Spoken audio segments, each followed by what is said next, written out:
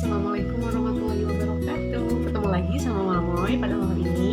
Ini juga Mamoy bikin videonya malam ya, waktu anak-anak lagi tidur. Jadi Mamoy bikin konten YouTube-nya nyolong-nyolong waktu deh. Jangan lupa di-subscribe karena channel Mamoy ini masih baru, masih sepi, diramein boleh dong ya kan. Jangan lupa di-subscribe, di-like, di-komen, kita saling sapa, kita saling kenal ya. Buat para emak-emak yang lagi di rumah, mungkin jam segini tuh waktunya istirahat, menjelang malam itu harusnya mama tuh lagi rebahan kali ya, anak-anaknya sambil diklonin biar pada tidur nyenyak. Nah, kalau Mak Moy sekarang mau ngebahas tentang bisnis ibu rumah tangga, bisnis sukses ibu rumah tangga anti gagal. Anti gagal. Emangnya Mama udah sukses apa? Nanti deh jawabannya ada pada akhir dari video ini. Oke, kita mulai. Sebenarnya buat seorang ibu rumah tangga itu membangun sebuah bisnis itu cukup sulit ya di tengah kesibukan, karena menjadi ibu rumah tangga itu udah full time banget deh gitu. Kalau misalnya ada yang nanya, ibu rumah tangga itu kerjanya apa sih? Kerjanya nggak habis-habis dong tentunya. Dari bangun tidur sampai mau tidur lagi, itu pasti kerjaannya nggak habis-habis ya kan? Jadi kalau bangun tidur itu paling awal bangun, sedangkan kalau mau tidur paling akhir tidurnya, yaitu nikmatnya jadi ibu rumah tangga ya. Kita mencari ridho gitu kan. Nah, untuk yang pertama kali Mamoy bahas, Mamoy di sini bukan mau ngebahas tentang bisnis apa gitu ya. Emangnya Mamoy ini siapa sih? Bukan juga Mamoy ini seorang bukan juga seorang pebisnis, bukan juga motivator atau misalnya mentor, enggak ya, bukan kayak gitu. Jadi Mamoy hanya sekedar sharing bisnis apa aja sih yang pernah, bukan bisnis, mungkin usaha apa aja, jualan apa aja yang pernah Mamoy lakoni gitu ya selama ini, dan kegagalan-kegagalan apa aja yang terjadi pada bisnis Mamoy ini. Nah, semoga dengan share pengalaman ini, para emak-emak di rumah jangan sampai mengulangi kesalahan yang sama seperti yang Mamoy rasakan gitu ya. Gagal maning. Karena apa? Karena banyak faktor. Nah, di sini kita saling sharing dan menjelaskan apa aja sih faktor-faktor penyebab kegagalan dari bisnis ibu rumah tangga itu gitu kan ya. Kita mulai dari cerita awal, flashback. Mamoy itu awal menikah di tahun 2013. Di situ Mamoy baru berusia 20 tahun saja, menikah muda gitu ya. Tapi nggak apa-apa, nggak ada yang salah kan menikah muda itu, malah itu lebih baik kan, lebih cepat lebih baik gitu kan, karena menikah itu adalah ibadah. Nah, pada tahun 2013 posisinya setelah menikah, Mamo itu masih kerja di salah satu perusahaan, kerja sebagai bisa dibilang guru les di sebuah tempat les di bidang seni rupa gitu ya, art school gitu, bisa dibilang art school gitu ya, nggak akan disebutin di sini, intinya tentang seni gitu. Nah, di situ Mak Moy merasa bahwa Mak Moy nyaman kerja di situ. Udah hampir 3 tahun Mak Moy kerja di situ, udah merasa nyaman. Dan Mamo itu kalau kerja itu suka lupa waktu gitu ya. Kalau lembur itu suka kerajinan gitu. Bisa dibilang karyawan yang paling kerajinan, ya Allah, kerajinan. Jadi loyalitas tanpa batas gitu ya, dunia akhirat ya Allah. Sampai-sampai suatu saat setelah Mamo menikah, ada perubahan-perubahan di mana jadi tanggung jawab seorang ibu rumah tangga itu terbengkalai gitu ya. Yang harusnya kerjaan rumah tangga itu dikerjain sama seorang istri, tapi karena istrinya kerja dan kerjanya itu nggak tahu waktu gitu ya. Karena Mamo itu bukan cuma ngajar les seni, tapi juga banyak gitu. Jadi perusahaan itu merangkap multi talent, harus serba bisa gitu kan. Dari mulai produksi, pegang gudang, jadi guru les juga gitu kan. Desain juga pokoknya segala dipegang gitu ya. nggak tahu kenapa kalau udah kerja di orang itu rasanya gimana ya, banyak tanggung jawab yang kalau nggak dilakuin itu gimana, pas pulang itu ngeganjel gitu. Kita pulang ke rumah tapi kerjaan di perusahaan itu belum selesai gitu. Jadi gimana ya, harus selesai dulu baru bisa pulang. Itulah Mak Moy gitu. Nah, sampai suatu hari suami Mak Moy komplain juga gitu kan, ngapain gitu kerja sampai segitunya, kamu itu cewek, kamu itu seorang istri. Walaupun pada saat itu Mak Moy belum belum hamil, belum punya anak. Mungkin belum punya kesadaran juga ya untuk oh iya, tugas seorang istri itu gimana gitu ya, sebagai seorang istri kewajibannya apa gitu kan. 4 bulan kemudian setelah menikah, Mamoy ini dikasih kepercayaan gitu ya. Mamoy alhamdulillah hamil anak pertama. Di situ mulai kerasa, oh ya Allah gini banget ya hamil, ya mual, pusing, puyeng, muntah gitu ya, segala macem dirasain di usia kehamilan 1 sampai 4 bulan. Makin parah dong, udah kerja, ditambah posisinya lagi hamil, udah nggak bisa ngapa-ngapain gitu ya. Bangun tidur cuman inget kerjaan, pulang kerja cuman inget tidur gitu ya. Kerjaan rumah udah nggak ke-handle, pokoknya udah lemah banget gitu ya posisinya. Sampai suami memutuskan untuk udah kamu resign, kamu nggak usah kerja lagi, setelah ini kamu cuti hamil, cuti melahirkan, dan nggak usah kerja lagi gitu kan, suami udah tegas kayak gitu. Karena suami juga kan kerja, sama-sama capek. Nah pulang ke rumahnya kayak apa gitu kan, walaupun waktu itu kita masih ngontrak gitu, kontrakannya kayak apa, terus kewajibannya double, kerja iya, kerjaan rumah tangga iya gitu. Makanya suami Mamo itu ya pada saat itu ujian terberat di awal pernikahan mungkin ya, kasihan juga ya, tapi udah tobat kan sekarang. Nah udah kayak gitu, di usia kehamilan 6 bulan menjelang 7 bulan, Mamo itu mengajukan resign di perusahaan tersebut. Walaupun cukup berat, walaupun ya namanya gimana ya, udah 3 tahun kerja itu masih ada gimana ya, dibujuk-bujuk gitu, dirayu-rayu, udahlah jangan dulu resign, udahlah nanti kerja lagi kalau udah ngelahirin, anaknya titipin sama neneknya, bla bla bla bla gitu. Tapi pada saat itu Mama udah bulat, udah teguh pendirian, udah oke, resign, fix resign, nggak bisa diubah gitu ya, keputusan ini nggak bisa dirubah. Nah pada saat itu Mama resign lah gitu kan, sampai menunggu detik-detik kelahiran. Nah lahirlah anak pertama Mamo ini, perempuan dan cantik jelita, alhamdulillah lahir perempuan, kakak Elsa. Dan Mamo sangat menikmati masa-masa Mamo resign kerja dan mengurus rumah tangga gitu. Di situ baru ngerasain namanya nikmatnya jadi ibu rumah tangga seperti apa gitu ya, yang full time bener-bener ngurus rumah tangga. Pada satu titik Mak Moy itu merasa, duh jenuh juga ya, lama-kelamaan anak makin gede itu jenuh juga diam di rumahmu, pengen punya usaha kek, atau jangan-jangan punya pikirannya apa kerja lagi gitu kan, gimana kalau balik lagi ke perusahaan itu yang pasti mau nerima gitu kan. Di situ mulai ya gejolak-gejolak dari bisikan syaiton gitu ya, mulai muncul di benak Mak Moy. Nah udah kayak gitu, di usia 1,5 tahun kakak Elsa itu, Mak Moy memutuskan untuk kembali bekerja. Karena ya itu tadi, karena jenuh lah, karena apalah, pengen apa, pengen ini, pengen itu mungkin. Dan suami Mak Moy itu dengan berat hati mungkin mengalah dan mengizinkan kembali itu dengan sangat terpaksa gitu ya. Kerja 3 bulan di situ, tiba-tiba dapat kabar kakak Elsa itu sakit. Sakit gitu ya, sakitnya lumayan parah pada saat itu.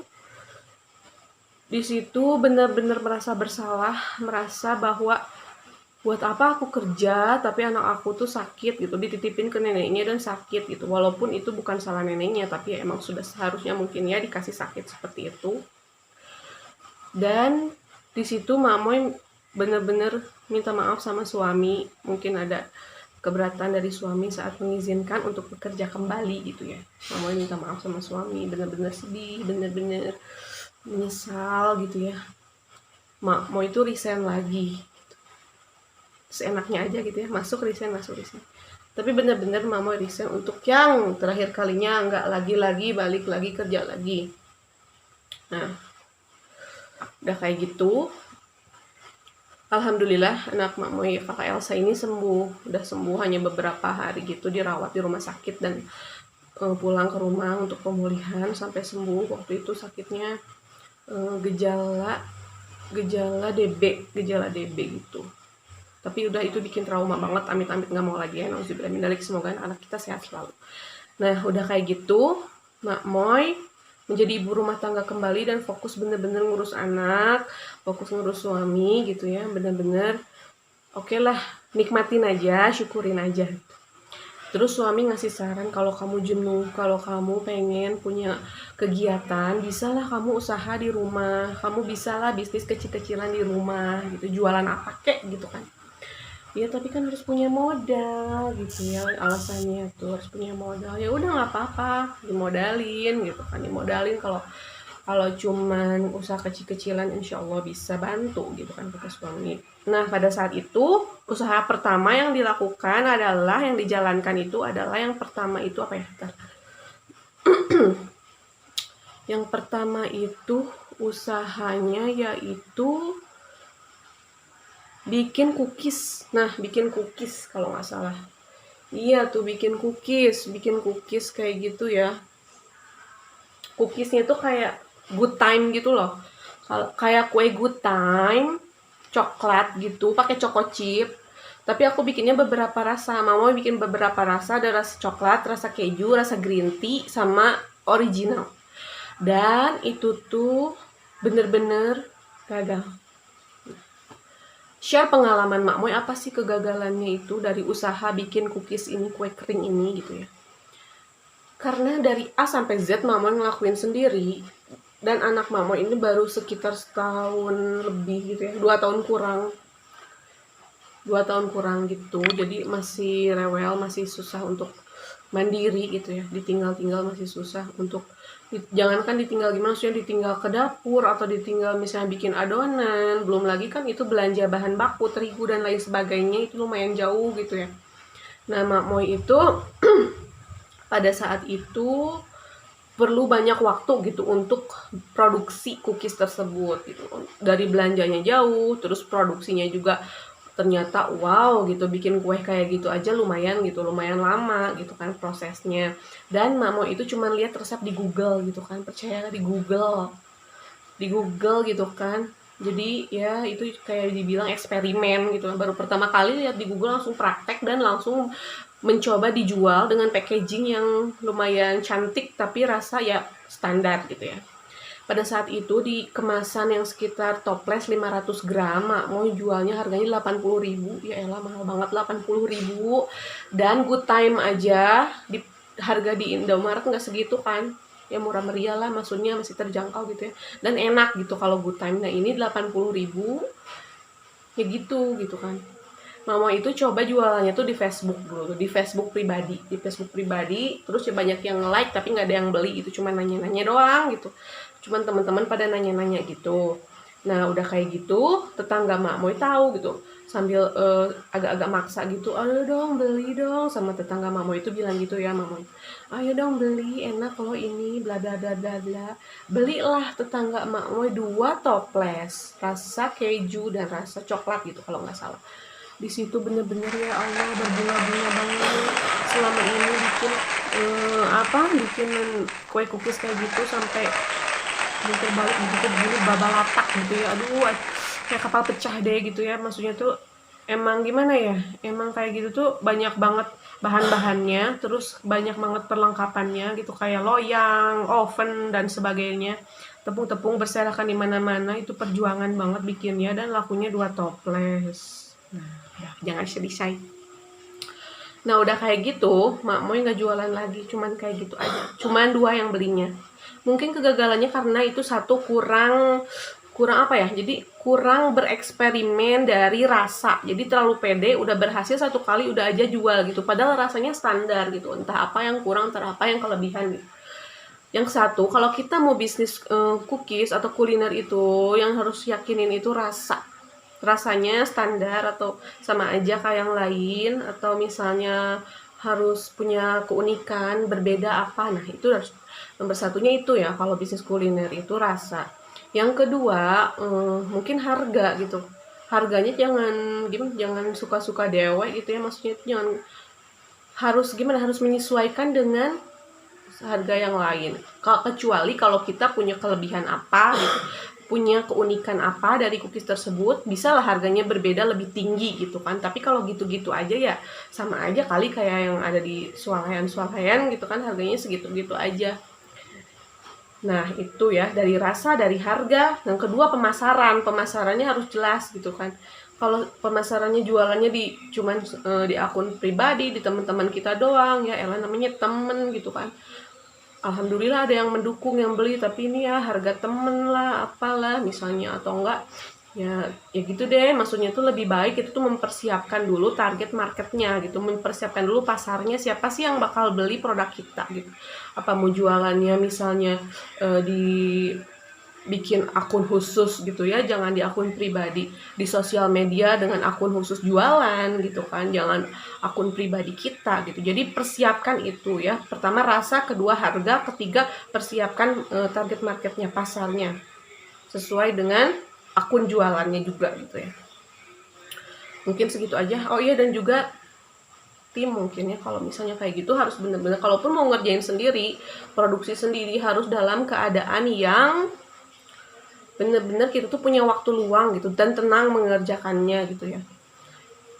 Itu sih persiapannya kalau menurut Mamoy. Kalau modal sih bisa kecil-kecilan dulu. Waktu itu Mamoy belanja di harganya itu 400.000 kalau nggak salah, bikin cookies kayak gitu 400.000 tuh cukup udah sama packaging gitu ya. Cuman bikinnya cuma toples gitu per rasa, tiap rasanya hanya untuk sampel gitu, hanya untuk tester gitu ya.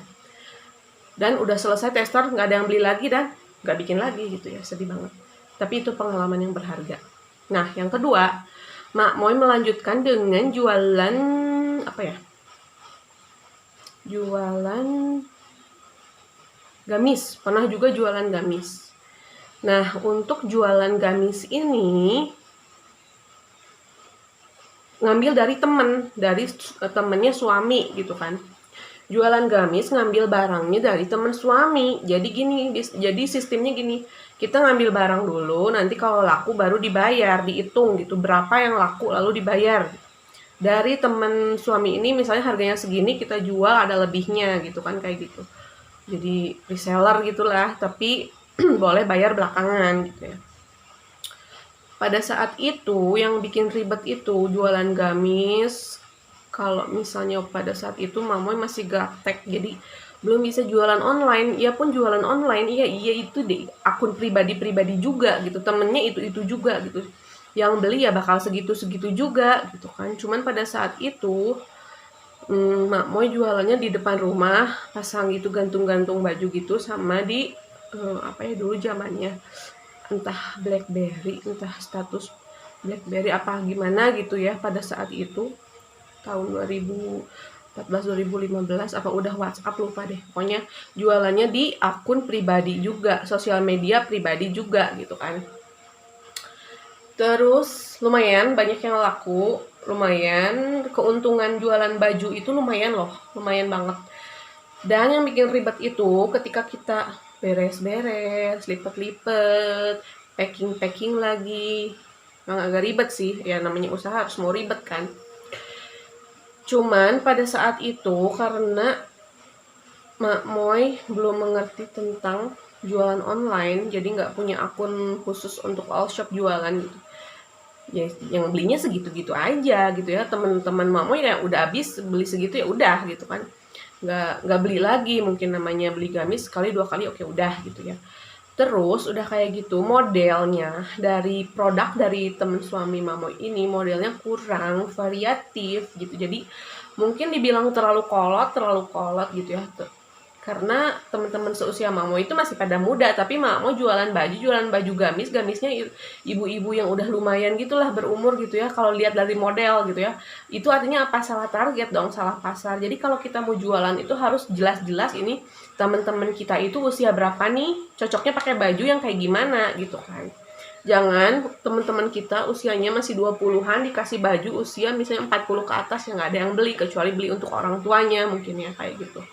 Nah dari situ Mamoy udah deh kembaliin barangnya, bayar yang udah laku dan udah aja sampai di situ ya, sudah sampai di sini saja. Nah udah kayak gitu, Mamoy lanjut juga. Oh ya kesalahannya di situ berarti kalau mau usaha fashion atau baju, yang pertama itu siapin dulu akun all shop khusus, akun jualan gitu, jangan akun pribadi. Sama juga kayak tadi ya, pokoknya akunnya harus akun all shop gitu kalau mau jualan tuh khusus, jangan di akun pribadi. Yang kedua, harus sesuai dengan target market usia gitu. Model baju harus sesuai usia dari pasar yang akan kita jualin gitu ya, atau misalnya teman-teman kita usia berapa harus sesuai dengan model bajunya gitu kan, itu juga. Terus yang ketiga harus semangat, harus mau beres-beres, lipat-lipat baju, pajang-pajang baju, rajin foto-foto baju kayak gitu ya. Itu mungkin ya faktor-faktornya. Selanjutnya yang ketiga, Mak Moy itu pernah lanjut jualan udah jualan gamis itu jualan nasi kuning dong, jualan nasi kuning depan rumah pernah juga. Jualan nasi kuning di teras rumah, ya ampun, pedagang sangu koneng gitu ya. Pedagang nasi kuning gitu ya. Nah, pada saat itu Mak Mo itu bikin nasi kuning, tiba-tiba Pak suami itu bilang enak gitu ya, enak. Nasi kuningnya enak gitu kan. Gimana kalau dijual ya, laku nggak gitu kan. Coba aja katanya, dicoba. Cobalah gitu ya, bikin nasi kuning untuk dijual. Jadi bikin meja kecil gitu, terus ada tulisannya nasi kuning, jualan nasi kuning, gorengan sama apa gitu ya, pokoknya di situ intinya jualan nasi kuning gitu ya. Nah udah kayak gitu, setelah jualan nasi kuning itu jeng subuh itu belanja, mulai dari belanja perlengkapan untuk bikin nasi kuning ya. Toppingnya kan telur, kacang, sambal, daun timun, maksudnya daun apa sih, daun kemangi, timun, sama bihun gitu ya, bihun pakai wortel gitu. Terus ya bumbu-bumbu nasi kuning untuk membuat nasi kuningnya juga. Pada saat itu hari kedua, hari ketiga, hari keempat, hari kelima, hari keenam, hari ketujuh, oke, semangat dong, semangat banget tiap subuh belanja untuk jualan gitu ya. Masak gitu. Posisinya anak masih tidur, kita subuh hari habis sholat subuh langsung belanja, langsung masak, langsung pasang meja. Persiapan nanti sarapan tetangga-tetangga gitu ya, atau bapak-bapak yang lewat habis sholat subuh. Aduh semangat banget, soalnya lumayan yang belinya gitu ya, tetangga-tetangga pada beli, katanya enak, apalagi sambalnya enak, wow gitu, alhamdulillah ya, berarti lumayan gitu ya, udah bisa masak, udah bisa jualan gitu ya, walaupun nasi kuning ya sederhana lah gitu ya. Waktu itu jualnya dengan harga Rp6.000 saja, Rp6.000 murah meriah gitu ya. Nah, pada hari-hari selanjutnya, aduh, pegel-pegel nih badan, sakit punggung, aduh mau bangun tidur tuh rasanya berat banget. Ya itulah godaannya, kalau jualannya harus istiqomah gitu ya, harus konsisten gitu kalau jualan tuh. Makin siang dong jualannya, ya Allah jam segini belum siap, jam segitu belum siap. Ini anak sekolah mau sarapan, tapi nasi kuningnya belum siap, gak jadi beli lah gitu kan. Nah itulah kesalahannya. Dan dari segi rasa pun katanya menurun, kok makin biasa sih ini rasanya, makin kurang enak katanya. Capek ya kalau jualan gitu, jualan apa, masakan gitu, masakan mateng gitu ya, masakan yang mateng gitu. Lucu juga sih kalau ngebayang ke situ, soal-soal mau jualan padahal lumayan kan, capek juga gitu ya bikin. Kalau nggak salah tuh nasinya tuh dua kali Magicom, pokoknya nasi di Magicom 2 kali. Itu lumayan capek dong bikinnya kayak gitu. Sampai akhirnya setelah itu ada celetukan, ini bakwan ya, bakwannya sayurnya dikit amat, banyaknya terigu, kurang sayuran. Namanya penjual makanan harus kuat mental dong Bu ya, jangan terpancing gitu kalau ada yang pembeli kayak gitu. Ya lah, bikin sendiri aja kali kalau pengen banyak sayurannya. Mungkin masuk di situ bakwan gitu, bakwan ada wortel, ada kol, ada misalnya pakai buncis juga kadang-kadang boleh juga. Cuman di situ kurang mungkin sayurannya, dan Mamoy merasa mungkin emang terlalu banyak adonan terigunya gitu ya. Dari situ ngedown gitu ya. Ya itulah namanya usaha, harus kuat mental Bu gitu kan. Nah, jadi kesalahan dari jualan nasi kuning ini, jualan masakan yang matang ini, yang pertama harus mau capek, harus siap capek dan siap sedia dari subuh hari gitu. Ngatur waktu buat fit setiap hari, fit setiap subuh untuk belanja, untuk masak gitu ya. Itu jangan sampai loyo-loyo. Yang kedua, rasa harus konsisten, rasa harus tetap dipertahankan, enak dan tidak berubah dari awal beli. Misalnya orang sarapan pertamanya lahap, lama-lama kok ini nasi kuning jadi gini ya rasanya. Nah, udah kayak gitu. Yang ketiga, mentalnya harus kuat juga. Saat ada yang kritik, lah emang makanan kita mungkin ada kekurangannya, ya berarti besoknya harus diperbaiki, harus lebih konsisten. Namanya bakwan banyak sayurnya, jangan cuma terigu doang gitu kan. Terus sambal gimana sih rasa awalnya, dari awal pertahankan gitu ya. Dari situ kita harus konsisten dalam rasa. Berarti kalau jualan makanan matang gitu, mental ya, maksudnya fisik juga ya, fisik untuk konsisten. 2, rasa. Yang ketiganya mental juga harus dipersiapkan gitu. Nah, udah kayak gitu, udahlah, selesailah jualan itu, nasi kuning itu, tutuplah, tidak jualan lagi. Oke lah, yang sedih. Next, Mamoy sampai juga pada satu titik jualan pulsa ditambah kuota, ditambah aksesoris handphone, ditambah custom foto polaroid, dan custom stiker HP atau apa gitu ya. Jadi intinya ngeprint gitu ya, ngeprint stiker atau foto-foto kayak gitu ya. Nah, di situ Mamoy baru tahu kalau keuntungan jualan pulsa itu ya Allah kecil ternyata ya. Alhamdulillah cuman segitu, sekitar 500 sampai 1.000 rupiah saja, ditambah konter dekat rumah atau ada konter selain di rumah kita itu.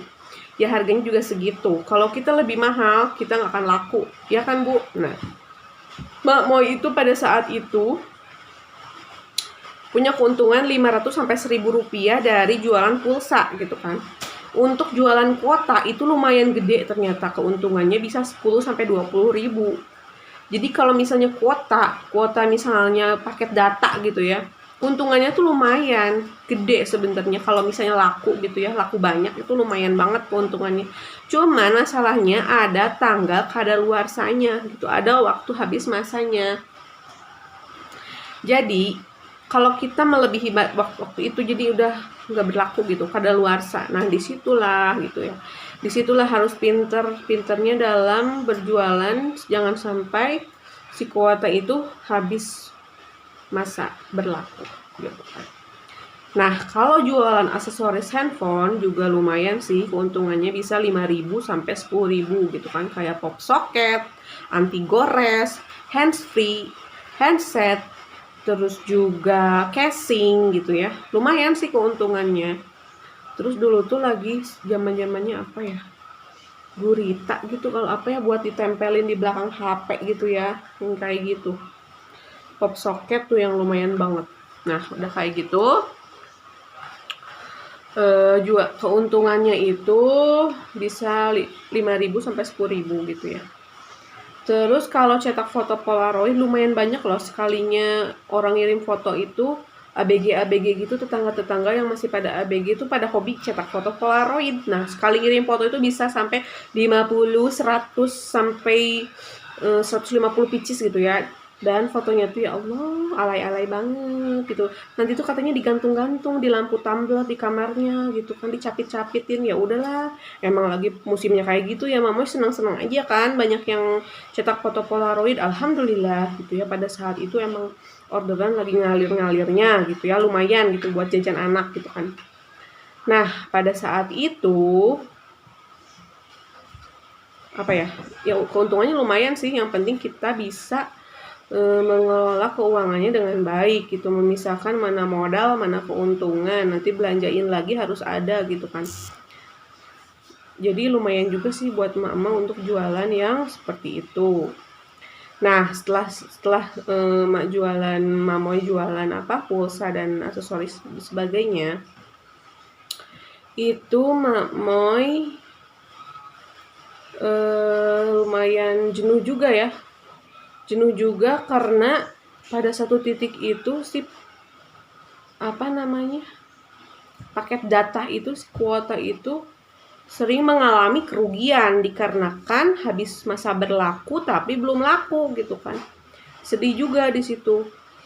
Ya udahlah, nggak usah jualan kuota mah keuntungannya gede tapi rugi juga gitu kan.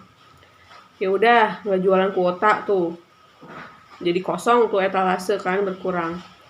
Nah, pas lama kelamaan Mak Moy ngerasa kalau kayaknya Mak Moy harus tambah produk lain gitu kan, apa gitu supaya lebih rame gitu kan. Dari situ Mak Moy bikin slime yang lagi viral pada saat itu, yang beli anak-anak TK gitu, anak-anak kecil di situ pada beli slime. Nah, udah kayak gitu, lama kelamaan Pak suami pengen mengajukan ingin resign bekerja. Jeng. Pada saat itu kenapa ingin resign? Katanya sudah tidak nyaman di perusahaannya. Dari situ berat juga dipikir-pikir, gimana gitu kalau kamu resign, aku cuman usaha kayak gini, apakah yakin kita bisa melalui ini gitu jika kamu tidak bekerja. Tapi kembali lagi suami selalu mengejarkan kalau rezeki itu sudah dijamin, walaupun kita tidak bekerja di perusahaan, tapi kita mungkin bisa menyebut rezeki itu dengan cara berniaga atau berjualan gitu ya. Pada saat itu oke lah, aku menyetujui gitu. Saya menyetujui dengan ikhlas gitu ya, mendukung, mensupport apapun yang akan dia kerjakan pada saat itu. Sampai pada saat itu suami saya mengajak untuk membuka sebuah bisnis atau usaha di bidang masih kerajinan juga ya, maksudnya di bidang craft gitu ya. Dan selesailah usaha perusahaan saya itu. Jadi saya ikut mensupport suami gitu kan, ikut menjadi admin gitu, karena pada saat itu suami bisnisnya bisnisnya secara online gitu ya. Jadi saya membantu sedikit-sedikit untuk mengelola akun dari online shopnya gitu. Nah, dari situ saya merasa kalau Mak Moy merasa kalau sedikit-sedikit ada kemajuan, sedikit-sedikit ada, disitulah titik keberkahan yang Allah bukakan gitu. Allah tunjukkan jalan keberkahan dari sebuah pernikahan gitu. Sedikit-sedikit Allah kasih kelebihan, kasih rezeki yang lebih gitu kan, daripada sebelumnya suami bekerja di suatu perusahaan, ternyata setelah kami berusaha gitu ya, membuka bisnis sendiri secara kecil-kecilan, secara bertahap, itu rasanya sangat berkah gitu, itu rasanya sangat nikmat gitu menjalaninya.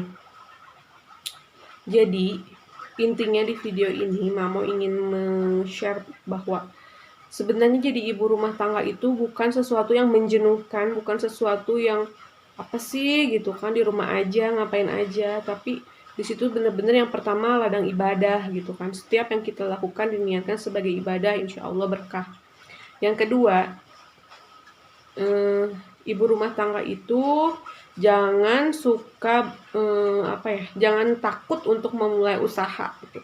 Walaupun kegagalan demi kegagalan, tapi yakinlah selama ada ridho dari suami, pasti itu ada hikmahnya, ada berkahnya. Dan yang ketiga, harus selalu mensupport suami. Suami pun harus selalu mensupport istri. Dimana suami istri saling mensupport, disitulah Allah bukakan pintu rezeki, pintu keberkahan itu gitu. Jadi menurut Mak Moy, kesimpulannya nih, kesuksesan dari seorang ibu rumah tangga itu adalah ketika suami kita ridho terhadap apa yang kita kerjakan dan apa yang kita usahakan. Tidak menzolimi anak, tidak menzolimi kewajiban dari maksudnya tidak melewati kewajiban sebagai ibu rumah tangga gitu ya, tidak menzolimi suami juga. Nah, dari situ Mak Moy berkesimpulan bahwa yuk kita para ibu-ibu rumah tangga jangan takut untuk usaha di rumah aja, dengan ridho suami pasti semuanya dikasih kelancaran. Dan begitupun dengan para ibu-ibu rumah tangga, jangan takut untuk mensupport suaminya jika suami suatu saat ingin resign, ingin bisnis usaha, maksudnya ingin membangun bisnis bersama-sama gitu ya. Jadi couplepreneur, seru banget gitu ya. Walaupun misalnya masih kecil-kecilan atau misalnya masih belajar, berproses, jangan takut karena rezeki itu sudah dijamin. Tinggal kita yang berikhtiar, tinggal kita yang menjemputnya gitu bersama-sama dengan saling support, ditambah dengan ikhtiar maksimal, tambah doa gitu kan, pasti semuanya itu dibukakan gitu. Jadi sekian aja video dari Mak Moy. Maaf bila banyak kekurangan, banyak kata-kata yang kurang berkenan gitu. Mak Moy minta maaf. Mak Moy hanya ingin men-share pengalaman Mak Moy dan mensupport ibu-ibu semua, mam-mam semua yang ada di rumah. Yuk kita sama-sama untuk yakin dan untuk mencari ridho dari suami. Gitu aja ya. Assalamualaikum. Dadah.